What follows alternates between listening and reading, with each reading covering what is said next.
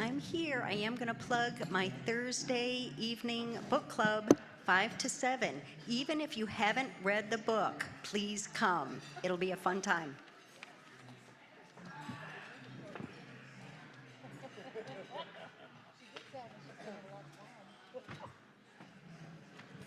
Hello, fellow Rotarians. We have a nice group of guests with us today.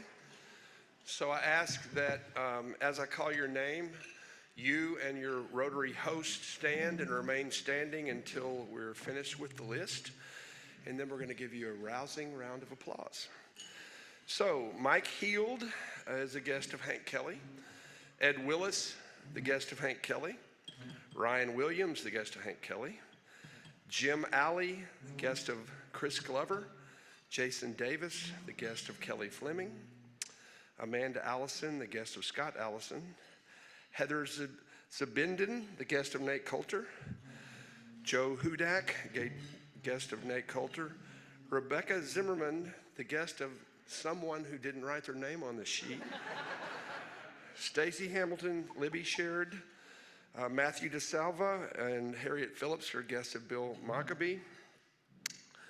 James Owen and Ryan Williams are the guests of Antoine Phillips. Virgil Miller is the guest of Cappy Peck. Brent Morgan, the guest of Matt Buchanan. And Austin Norman, the guest of Lori Arnold. Thank you all so much for being here for this cool program.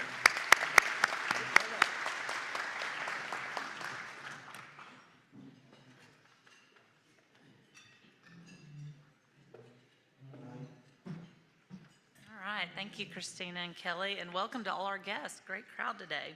So I hope all of you guys had a good weekend, and some of you maybe had an extra day of fun and rest with President's Day. So lots of great events coming up that I'm just going to quickly go through. Christina just announced her book club is on Thursday. It's the 12-week year. It's a great book. I've been listening to it on Audible. It's going to be at Christina's house from 5 to 7. She's told me there's lots of wine, so I'm there.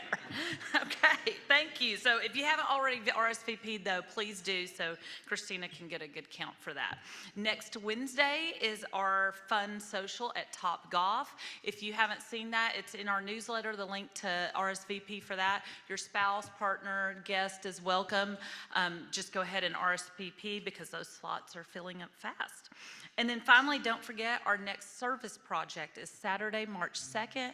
We're going to be finishing out a Habitat for Humanity house. So there is labor involved, but it's not heavy labor, according to Dan Parker. So it will be a lot of fun, and we're going to be excited to help that family finish that house up and get moved in. So definitely RSVP for that. And then finally, just another reminder, March 26th is our Police and Fire Awards. Several of you have stepped up to the plate to sponsor, so thank you very much. We're still looking for some sponsors, so if you're interested, Ed's here. I think I saw Becky here too. Karen, Becky's over here. Any one of those people can get you some more information about that. So thank you to those who have already committed. All right, guys, so for our guests, each year we have a Rotary theme, and this year is the power of fun here at Club 99. And so I kind of give a little fun tip, and then we're going to watch a member video of somebody having fun, which is a fun one today. So, all right, this weekend I spent 3 days in Kansas City with my 15-year-old daughter at her dance competition, and they did great, and the dance moms and definitely the dance dads were really excited because there was actually a bar in the event space, so you could just look down there and watch the dances. It was awesome.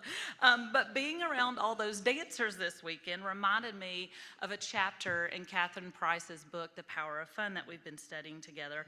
She talks about how kids have no problems identifying their hobbies, interests, and passions. So, and those become fun magnets for them. So you think of your kids, soccer, dance, playing music, baking, tons of things that they're interested in. And everyone in this room probably can remember times when they were a kid when they had a lot of those too. And we all had passions and interests. And unfortunately, life sometimes gets in the way, and once we're all adulting, we barely remember what it's like to engage in activities that are really enjoyable for us. And and that light us up inside. So the good news is that it's not too late to get back to the things that light us up, truly.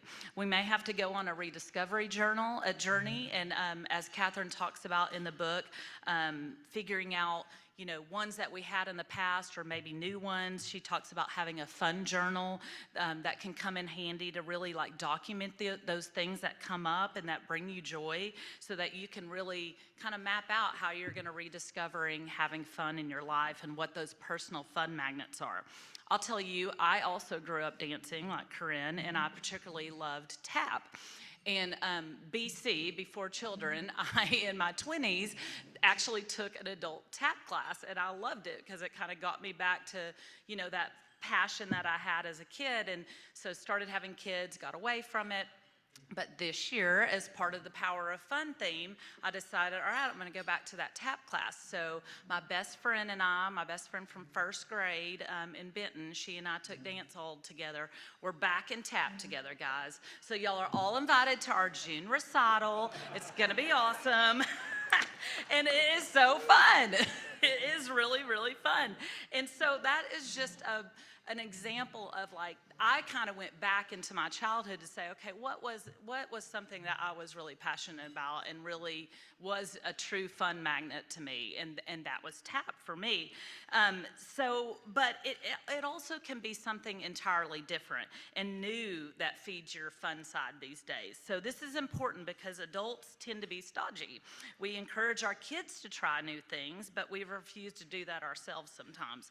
Instead, we decide at one point in our lives that we don't enjoy particular activities, and then we never revisit them again. But just as there are certain activities that we enjoyed when we were younger that no longer hold appeal, there are also likely activities that we didn't previously find pleasurable, or that we were never really motivated by, that might hold the potential now for a hobby or interest now that we are adults. So give yourself some prompts this week to help you maybe figure out some of these fun magnets. So here are some prompts that you can do.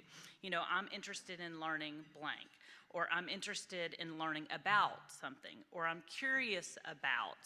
I'd like to try blank. I'd like to get better at blank. It might sound silly, but I'd love to ... When I was a child, I enjoyed tap. Things I used to do with my free time but don't do anymore are blank. Things I always said I want to do or learn but supposedly don't have time for ... So these are some of the prompts. So that's your homework this week, is to give yourself some of those prompts and think through maybe some new things or old things that will bring more fun to your life. So let's watch this week's member video. I think you're going to enjoy it. It's a fun one.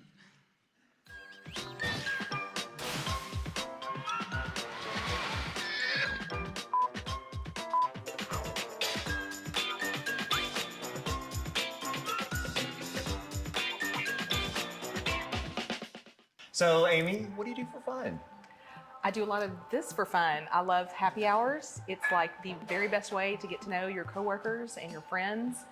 And I just love visiting Little Rock's various different bars and restaurants and trying out. We were really blessed with some really great bartenders and some great bars with some fantastic drinks. He's making us one right now. I'm so excited for I this. know.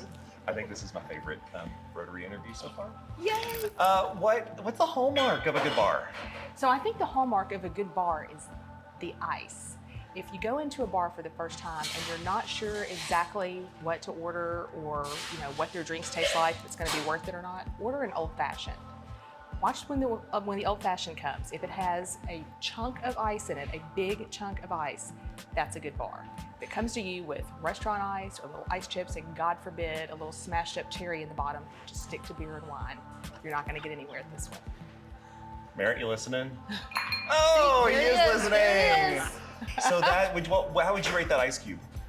Oh, I'd give that a 10. That's a good one. Okay. That's a good one. It's good proportion to the glass. It's not too big. It's big enough to melt the bourbon slowly. So yeah, Okay, it's fantastic. Do you have any favorite bars in town? Well, obviously, Chowbachi is a favorite. Let's see what else. I think Brewed and Barley makes a fantastic. They've got their entire drink menu is just to die for. Now It's that's really the good. new place in Argenta, It's right? not so new anymore. Yeah, it's been there for a few years. New. It's good. Draft and Oh, Table I'm is sorry, I'm also thinking of good. Draft and Draft and Table. Table, Draft that's and what you're thinking of. That one's also fantastic, and they also make a really good old fashioned. Okay, but it's Hadn't Brewed been and there Barley. before. I tried it once. That's the drink I got, so they're legit. But yeah, so those two are great in Argenta. Raduno is great here. Gosh, I mean, I could talk about different bartenders and bars all day long. We've got so many good ones here.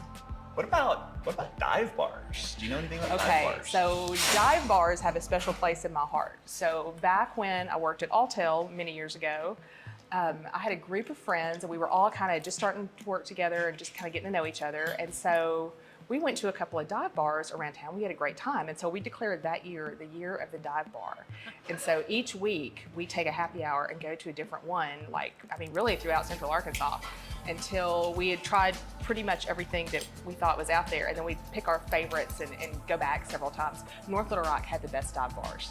They had so many. There's a few, and this whole thing started at the Town Pump, which then was, it's kind of bougie now. It was divey agreed. then. Yeah. But yeah, so we had Back a when great you time could with that. smoke in there. Back when you You could would smoke leave in there and there, have and to you shower would have and- to shower the minute you walked in the door, or else your pillow was going to stink all night long. It was terrible. But yeah, we had some great times. Well, let's talk about cocktails. Yeah. I know you're having an old fashioned, I but know. what's another drink of yours? Are you a Martinis. seasonal drinker? Do you drink bourbon in No, the winter and no, vodka I in the don't. summer? I don't like to limit myself. I don't. As a matter of fact, I keep frozen glasses, short ones, for bourbon in the summertime. If it gets really, really hot and I just really want a bourbon drink, I could cool it down a lot faster that way. But yeah, I love a martini. I mean, any kind of a martini. I really like it. I like it with gin. I like the old-fashioned ones.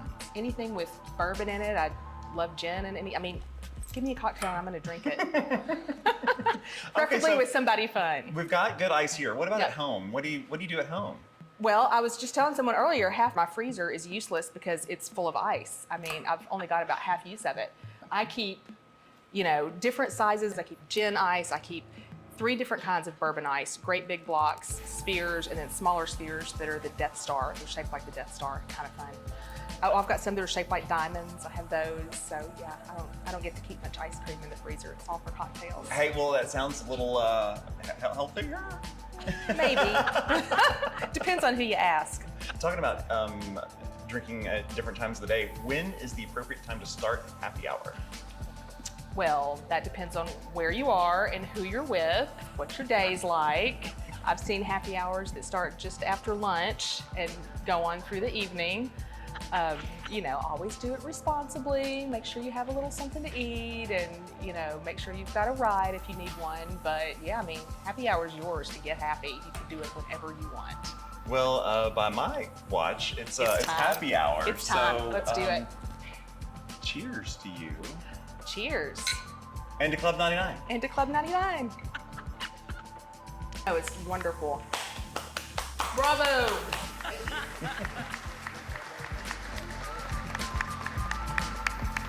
I love it, Amy.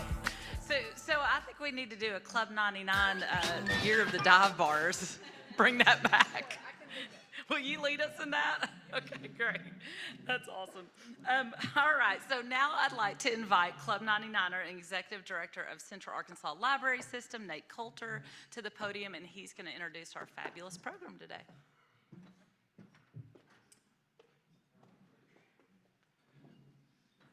What a boring follow-up I am to that. I'm sitting next to Amy.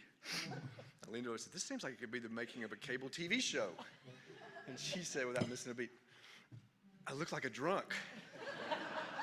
To which Kelly, who wasn't flat-footed, says, "Your mom would be so proud of you." So I can't compete with giving the best bars and dive bars, but let me just give you a tip, Natalie, President Godotti. Don't use Audible to listen to Christina's book club topics. You're a library card holder. Use the library. Let me just tell you one stat. Number one stat. We have a robust budget to pay for digital content, which is audiobooks and ebooks. And there is really no reason for you to pay Audible a lot of money because you're paying for the library's taxes. We had a survey last year, we participated in a survey, and our library, your library, is in the top handful of libraries for the shortness of the wait time to get a popular book. 13 days on average. And here's the other inside secret. I can't compete with bars in North Little Rock, but if you want a book and it's popular and you get onto our app and you see that the wait time is going to be longer than you want to wait, go ahead and get on hold. There are people watching that list and they will buy more books. They're not buying the books, we're buying a license for you to have it for 2 weeks. But the library has a great opportunity for you to save that money and give to the Rotary Foundation every month. I love it. So that's what you expect from a nerd compared to Amy. So let me talk about the panel today, and this is a topic that obviously the library cares a lot about because we're sitting in the middle of downtown, and we have a fabulous set of experts to talk about it here. Gabe Holmstrom has been the executive director of the Downtown Little Rock Partnership since April of 2015. During his time, Gabe added multiple successful events downtown, initiated a downtown ambassador program, which has grown in large part thanks to our city directors, Virgil and the Capier here and others. He's also been successfully spearheading large public art installations downtown. He's constantly finding artists to put up murals. He's also worked to pass legislation creating entertainment districts and improving the state's historic rehabilitation tax credit program. In 2019, Gabe was recognized as one of several professionals from across the world selected as an Emerging Leader Fellow with the International Downtown Association. He's been named to numerous publications' list of future leaders and prominent people in this part of the world. Began his career working for Congressman Marion Barry, where he worked in both the Washington and Arkansas offices. He's a graduate of the University of Arkansas at Little Rock, where he studied political science, and he lives downtown, right? Everybody knows Gabe. Maybe some of you had the opportunity to work with Daniel Church, who is the urban planner currently assigned to deal with the Little Rock Master Plan, working as an associate out of Sasaki Associates in Denver, Colorado. He joined Sasaki in 2022, and I don't know whether Gabe, who was really part of the driving force along with the city directors and leaders, knew when they chose Sasaki that Sasaki had a Little Rock native who was involved in their urban planning work, but if not, it was a wonderful fortuity, but I suspect these smart people who picked Sasaki might have known that. At Sasaki, Daniel's worked on urban mixed-use master plan projects and institutional campus planning efforts in Colorado, California, Utah, Tennessee, Texas. Throughout his career, he's worked at the intersection of public planning, private development, urban design, and sustainability. Daniel is a member of the American Institute of Certified Planners and is active with the Urban Land Institute, where he's been a volunteer and a member of the Urban Plan Education Committee, a graduate of ULI's DFW Center for Leadership, and was a member of the Center for Leadership Executive Steering Committee.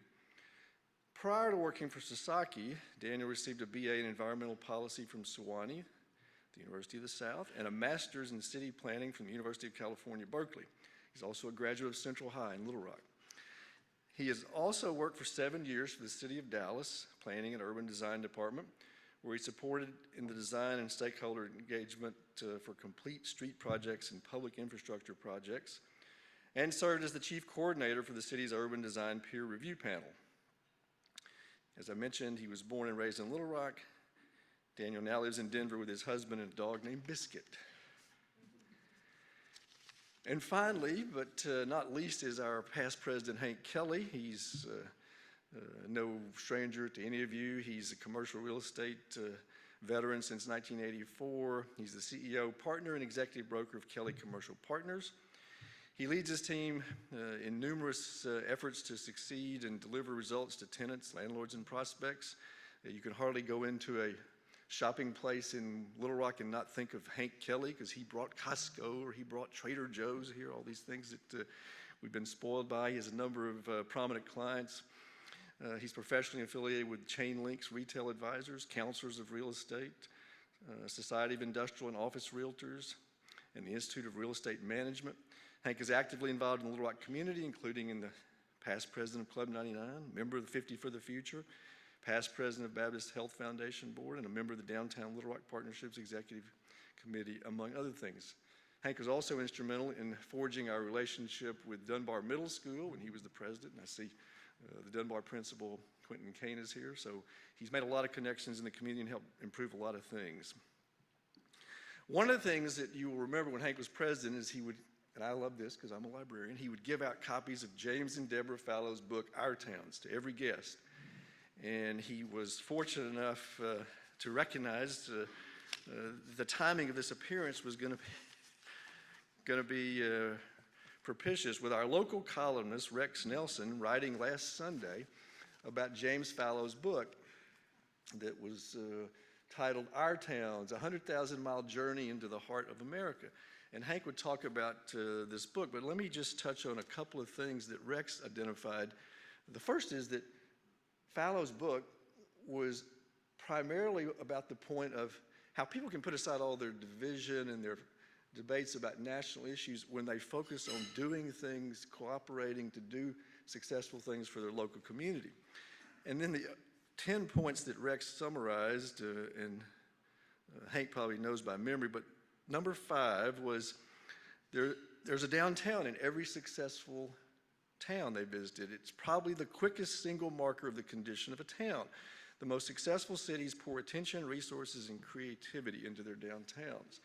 And so that's why we're here today, because a lot of folks are pouring attention, resources, and creativity into our downtown, including the taxpayers who've just authorized us to invest in a new library down the street, upgrading the now 27 or 28-year-old main library to the tune of $30 million.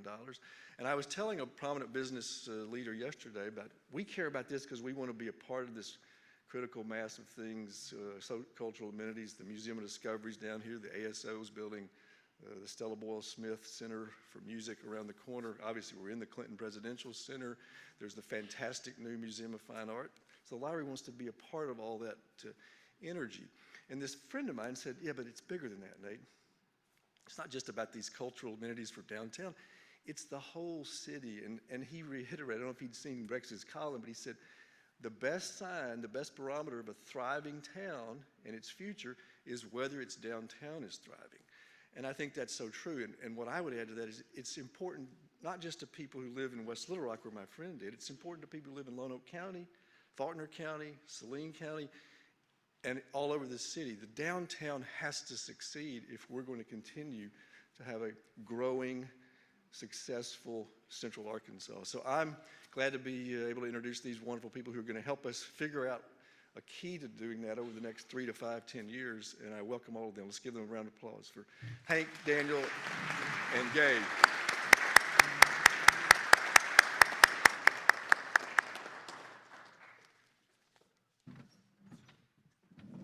Told Hank I'd give him his article back. Thank you. I may need to refer to it.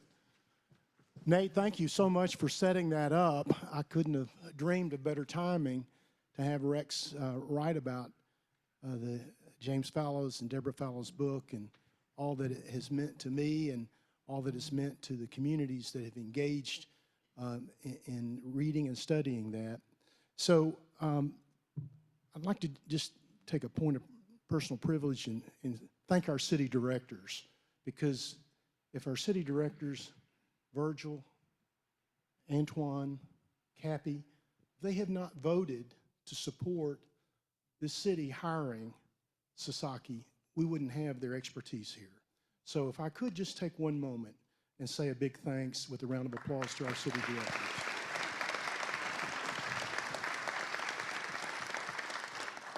Now with that, Gabe, I want to put you on the spot. You're the executive director of the Downtown Partnership. You've got billions and billions of dollars in your budget. We know that. But how did we get here? And how did you help orchestrate among the city directors on getting the funds available and retaining someone of the quality of Sasaki? So, one of the unique aspects of my job is everybody in this room enjoys to travel. And for those of you who know me well enough to not hesitate to send me an email or give me a suggestion, Denver, I'm looking at you, you're not shy about saying, hey, I was in this city and I saw this, you should do this here. And this happens weekly. And, it's one of those things where a lot of these cities that people travel to, they show success in their downtown. And so you start peeling back the onion. How did we get there? Why did this happen? Well, oftentimes, well, every time, it's the result of a plan. And then you talk to our planning department. This is something they'd submitted for in the budget for over a decade and never received approval for. And we don't have a downtown master plan for our city, the capital of the entire state. So when the opportunity came up to figure out where the ARPA Recovery Act money was going to go, this was an available, this is one-time money, and what a better use of this money than to advocate and to have a plan to then start building for the future of the downtown. So we worked with the city board of directors, worked with the mayor, advocated for this, and ultimately got authorized to go do an RFQ and find a consultant, and that's how we wound up with Sasaki. Thank you, Gabe. Now, ladies and gentlemen, let's get right to it. We invited Daniel and Gabe to come here so you all could have an opportunity to participate in this plan. Daniel, would you lead us in some audience participation, please? Absolutely, yeah. So I think what you see on the screen is you could either go to menti.com, menti.com, So or you can. we want you to pull your phone Yeah, out. this during is one this time meeting. we want your phones on the table. We've got okay? a couple fun questions to get us started. So the code is 35889988, or you can just scan that QR code.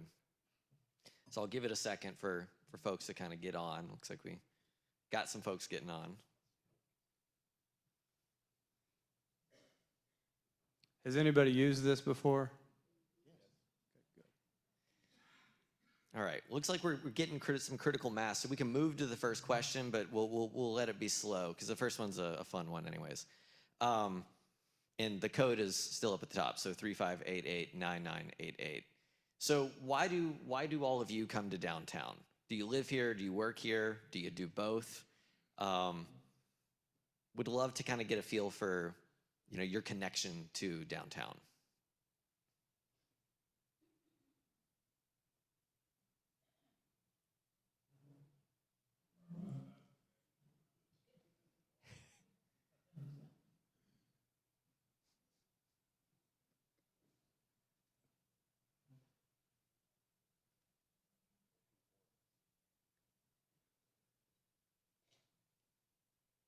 All right, this is interesting.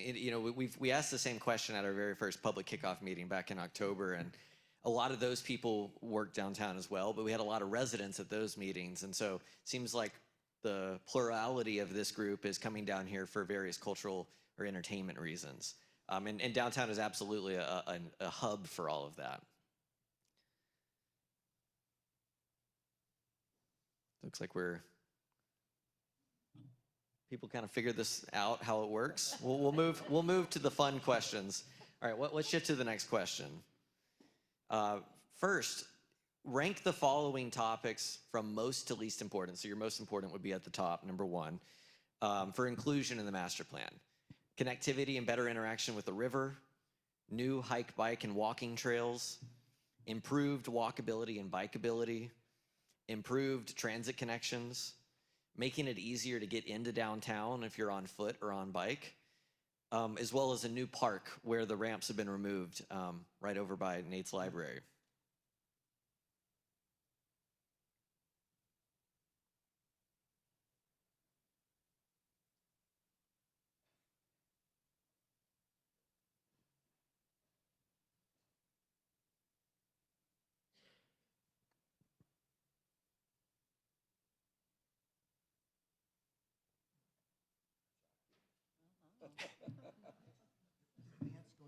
Yeah.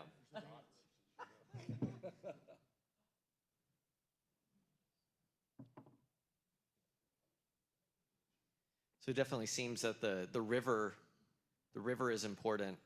Generally, that open spaces and better access to parks and recreation are important.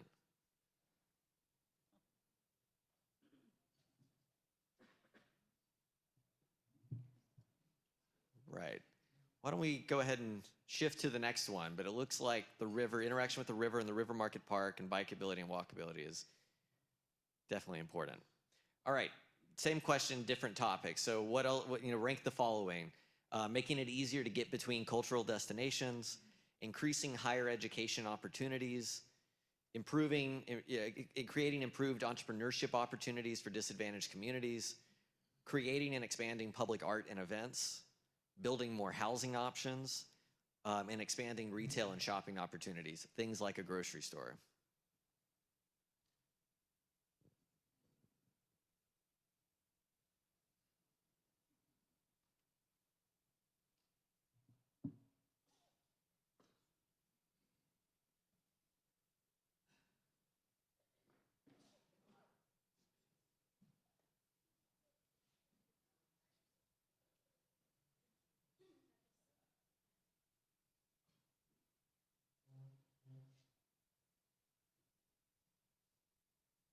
So it seems like the clear winner is the grocery store or the amenities, and that's something that we've heard throughout this process is, people want to live downtown, but they want the lifestyle amenities and the quality of life aspects that you get in a typical neighborhood like a grocery store, like a pharmacy.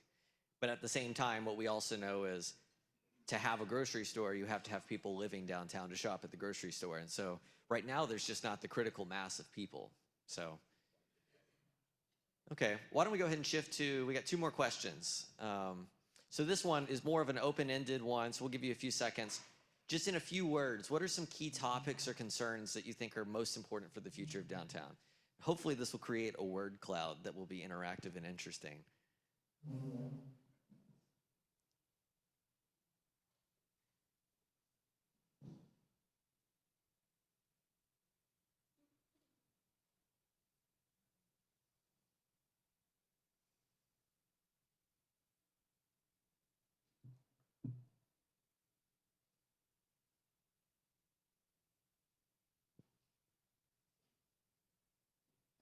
Daniel, as you're having these questions answered, would you mind talking about some of the future meetings that are coming up? Absolutely. That's So that if people want to engage even further, they can attend some of those meetings? Yeah, absolutely. So we are actually, as I'm speaking, other members of my team are currently over at Arkansas Children's Hospital leading a public workshop.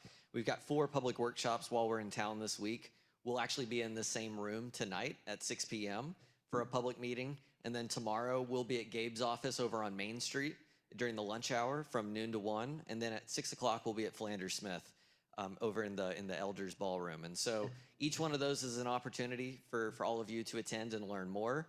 At the same time, each one of those is the exact same meeting, so you only need to go to one. But we'll be presenting some of the emerging strategies and also really be talking about prioritization of those strategies. So there's a flyer that we're going to put at the sign-in table on your way out that has a QR code and a website where you can learn more about the plan, but also take the survey. The survey is a really important tool for us to get as many people's input as possible. And so there's a new survey that's on our website currently. So it seems like safety was clearly an issue. That's something we've heard throughout, as well as entertainment, parking, housing. These are many of the themes and topics that we've heard. But good to see that it's we're hearing the same things throughout this conversation. Thinking about walkability, thinking about accessibility. All right, why don't we shift to the last one, which is you've got to pay for making improvements. These things don't happen for free. And so each one of these are different mechanisms that the city can tap into to help make some of these things happen. And it may have to be a little bit of all of these things. But what are evaluate the funding mechanisms from strongly disagree with it to strongly agree with it on how you'd like to see these different projects potentially happen. Tourism taxes, the sales tax vote, new incentive tools like TIF districts, tax increment financing, selling public land, public-private partnerships. Those are all tools.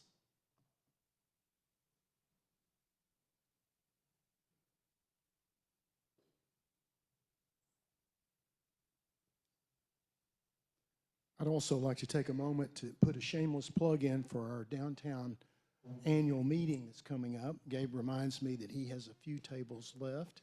That's March the 28th. Well, if you recall, I think came in second on one of those previous questions. People want to see more events in public art. So here's an opportunity to help make that happen. March 28th, if you all would put that down, and if you would like to attend that event, we'd certainly welcome you there, and you can contact Gabe or myself, and we'll be glad to connect you to that. So it looks like the voting has stopped. Public-private partnerships is obviously the clear winner, and that's definitely something that, it's one of many tools that the city has at their disposal to work through. And so we'll be having this conversation with city leadership this week, but it's helpful for us to see, where all of you think are opportunities. So that's the end of the questions, and I'll spend a few minutes now just kind of giving a little bit of an introduction and a recap of the master plan. For folks who this may be somewhat new information, and then we're going to dive into some Q&A. So in terms of where we're looking at a 2.5 square mile area that's really bounded by the river on the north, Daisy Bates on the south, over to the East Village, and then on the west side going to the Union Pacific Railroad tracks past Union Station and the Capitol. So this is an area that is the largest employment center in the state, at about 41,000 employees. But it's not a very large population center. It's only about 4,400 residents. And that's something that when we've compared Little Rock to other cities, your benchmark cities, we've looked at Chattanooga, Greenville, South Carolina, Richmond, Virginia, all of them have substantially larger downtown populations, 2 to 4 times the amount of people. And so there's a real opportunity. That's how you're gonna drive retail success. That's how you're gonna drive the activity that you need. Obviously, Little Rock downtown is the center of Central Arkansas. It's where outdoor recreational trails hopefully will one day all converge. It's where the Ozarks and the Timberlands and the Ouachita Mountains and the Delta all converge. It's also where transit and traffic converges. So it really is this crossroads point for the entire region and honestly for the entire state. And more importantly, as Hank and Nate mentioned earlier, downtown is essential to Little Rock's success, to Central Arkansas's success, and to the entire state's success. It's the largest job center. It's the seat of government, education, finance, and healthcare. It's also the most visited destination in the entire state. And so all of those things, this is when people come to Little Rock, they're gonna see downtown, and that's gonna be, their initial takeaways, their experience they have downtown.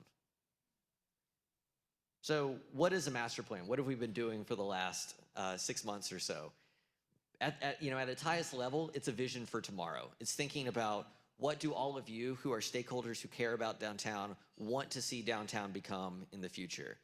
But in order to get there, it needs to be a clear roadmap for city leadership, for private development, for other agencies, the state, to all be on the same page of what they're gonna invest in. It could be capital projects, could be creating the incentive tools that are needed. All of those are grounded in a key set of values and key goals. And where we're moving towards is coming up with a detailed list of projects, programs, policies, and partnerships. Some of them are gonna happen in the next 2 years. Some of them may not happen for 10 to 20 years, and that's okay. But having that roadmap for all of these different items that we're gonna talk about is critical. So whenever we started this process back around Labor Day, we have had innumerable conversations with various stakeholders around downtown to just understand what are their concerns, what are their aspirations. All of that has informed the beginning of creating some key ideas. I'll walk through 4 big ideas here in a few minutes that are centered around open space, that are centered around development. And now we're really getting to where the rubber meets the road, which is thinking about how do you make all those big ideas a reality? And what does phasing of those ideas look like? So we're about 6 months of the way through a 9 to 10 month process. Our goal is to have a draft of the plan available to the public. We'll be back in town in middle of May. And hopefully the plan will be adopted by the city board sometime over the summer. Sasaki is the lead consultant working with the city. We're blessed to have an incredibly great team of local support and national support on this project.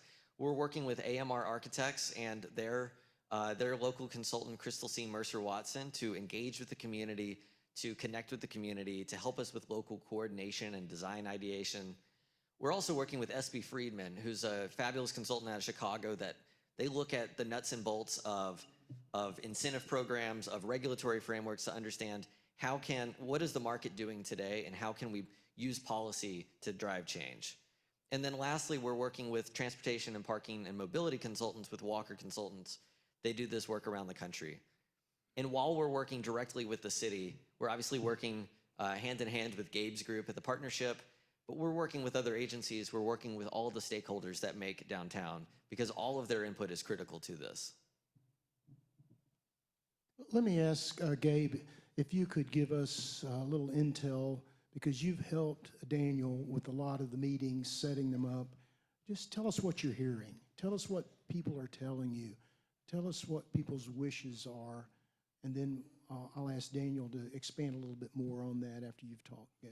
Well, so I think one of the most interesting dynamics that came up very quickly was what Daniel alluded to, was the density issue and the challenge we have. So we looked at some other cities like Greenville, South Carolina, Richmond, Virginia, Chattanooga, and then we were dramatically behind on the density of our downtown. And early on, I tried to peel back the onion a little bit and figure out why is that? And they were confused as well. There's not a good answer because you have these dynamics that exist. You have residential real estate is rented at very high occupancy levels, and then you have plenty of vacant land or empty land or underused land with a lot of the parking lots. So why aren't 200 units being built a year in downtown Little Rock? Why is that? How do we get that? And then that's when we uncovered that some of these financial incentive tools that a lot of the other states, almost all the other states, have access to, and we're limited and we don't have access to those. So, those are some of the things that really became clear. And then if you take that a step further, is a lot of the challenges or the issues that people bring up as a reason not to go downtown, a lot of those things are fixed simply with adding more people. People solve so many of these problems and these challenges. So I think through a result of this, we've set a goal of doubling that downtown population by 2035. We have our work to do, but it's not just the people up here, it's all of you figuring out how to change that dynamic from reasons not to do something is how do you compel yourself to do something? How do you bring your fans and family relatives down to participate in that? So thank you, Gabe. Daniel, I'm looking for a win. Yeah. I want to see something happen. I want to see something happen as soon as possible. I don't want it to be a false start, but you went to school here, you know Little Rock, you've pretty much traveled the world, and you came back to look. First impressions, where are some layups? Where are some things we can do to get momentum started? Yeah, I mean, I think the greatest asset that Little Rock has is right out the door here at the Arkansas River. It is something that, many cities in the state and elsewhere would love to have a natural asset that they could have as their front door and their front porch. Some of those moves aren't quick wins. They're gonna have to be big infrastructure changes. Some of them are quick wins. You've got buildings that orient themselves towards the river, but they've historically turned their back. Whether it's the Marriott Hotel or some of the buildings in the River Market, people want to enjoy the water and look at the water. Are there opportunities for there to just be retail interventions that reimagine some of those spaces to have the kinds of restaurants and amenities that other cities have? I think another big win is outdoor recreation more generally. It can be such a driver for economic development. All the cities that Gabe just mentioned, Chattanooga and Greenville especially, just doubled down on thinking about outdoor recreation as a way to attract talent, as a way to think about quality of life, and then putting their downtown as the center of that and thinking about opportunities for trails, for new parks that drive tourism, that drive, I think you said to me that in Greenville, South Carolina, the busiest time of day is what, 3 p.m. on a Sunday? 2 p.m. on a Sunday. And it's because they've got an incredible park in the middle of downtown that people take their family to. They'll go grab a burger or a drink, and enjoy the weekend.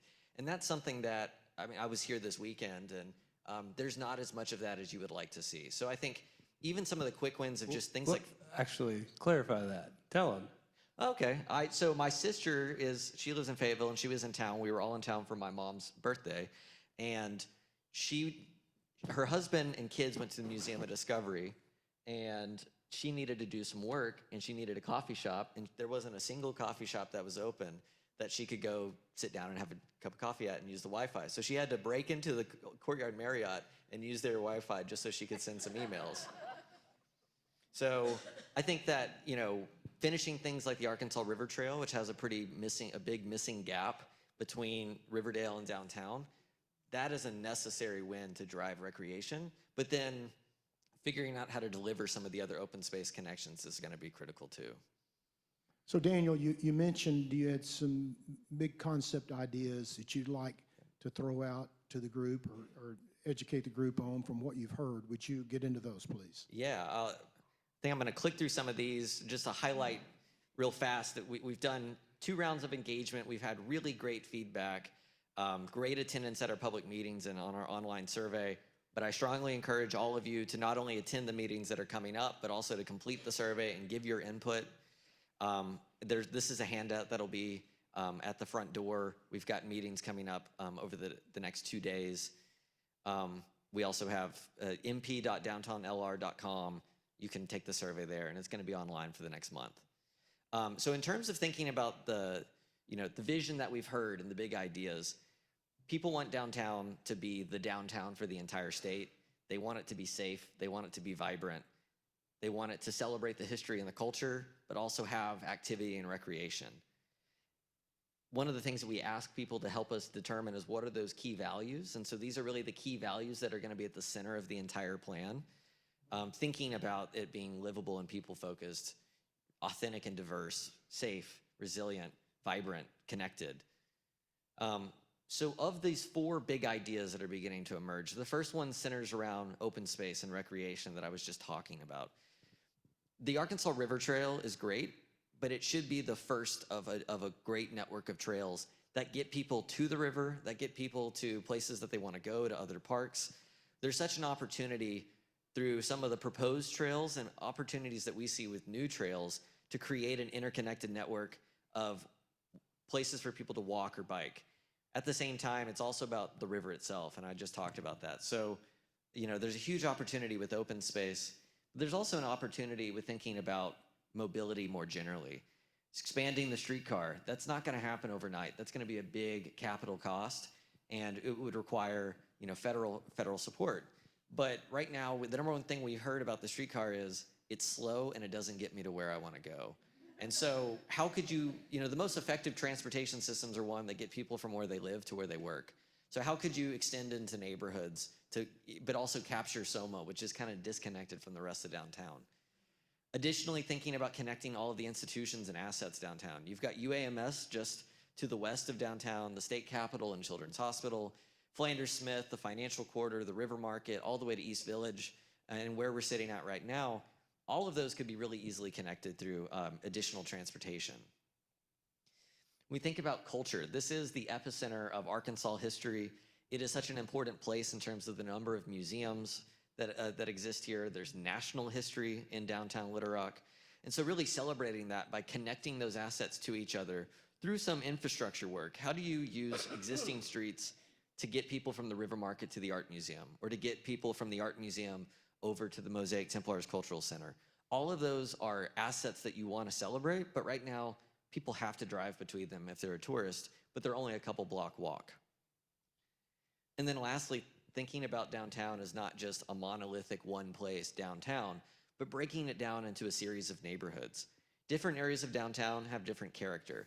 The River Market definitely has its own character that it's established over time. Main Street and SOMA are beginning to find that. But really leaning in and celebrating the diversity of those different areas, and then giving identity to areas that right now don't have an identity. If you go west of Broadway, I don't think really it has an identity beyond a bunch of surface parking lots. And so how do you begin to brand that and give it a neighborhood character and drive investment in those areas? So Daniel, we're running out of time, and I wish we had another hour to go through this because there's that much meat in this material, so I just would encourage everyone to try to attend a follow-up meeting. I'd like to open it up for questions, so we have about 5 minutes left. And Amy, if you would, please recognize Bill there for the first question. I hope this isn't controversial, but I haven't heard the word North Little Rock. Does it have any seat at this table, or is there a reason for some involvement there? All right, it is controversial. No, Bill. Let me say this: the study is funded by the City of Little Rock. It was organized by the Downtown Partnership, and we, as members of the Downtown Partnership, love Argenta, love all that North Little Rock brings to the table. We're trying to figure out our house, and we want to get our house in order, but part of that is being connected to North Little Rock.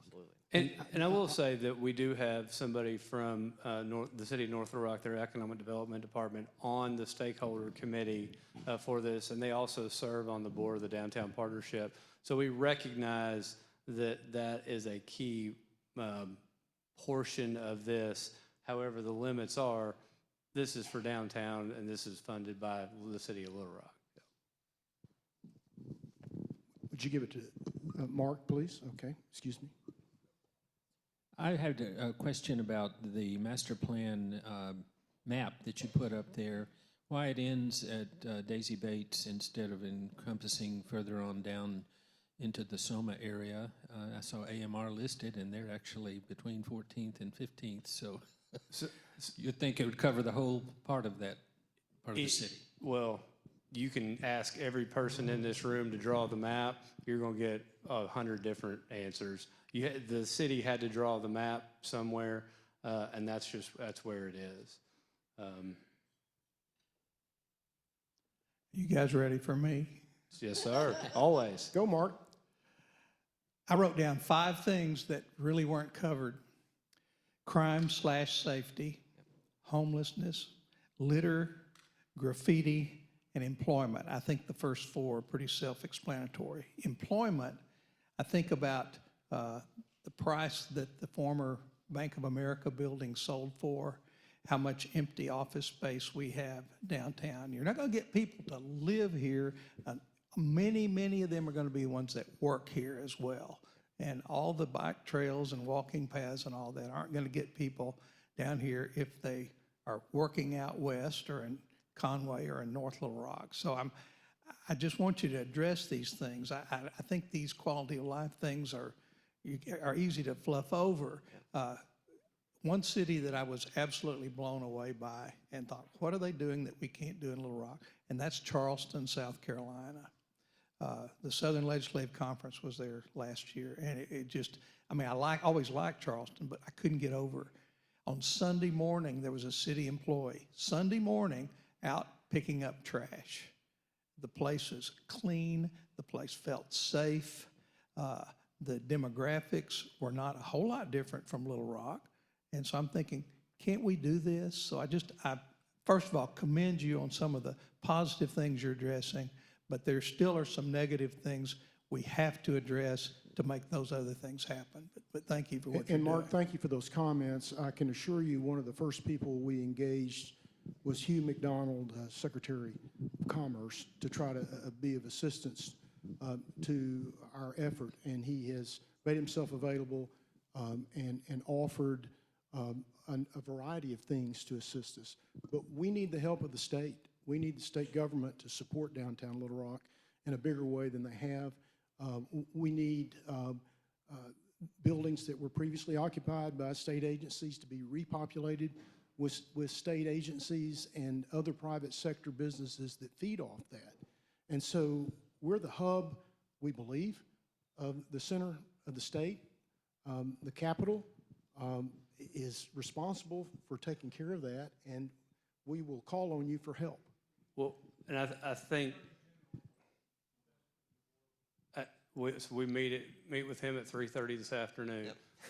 So he's going to get a much bigger presentation on this. I do want to take this opportunity to remind everybody in the room that one of the other things that the city and the CVB has invested in is a downtown ambassador program. This is likely what you saw in Charleston. So it launched in October.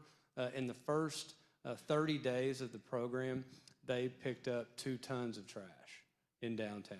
Now, if that continues, we got a big problem. But I'm going to say that was the impact of having, those 11 people out on the street picking up trash.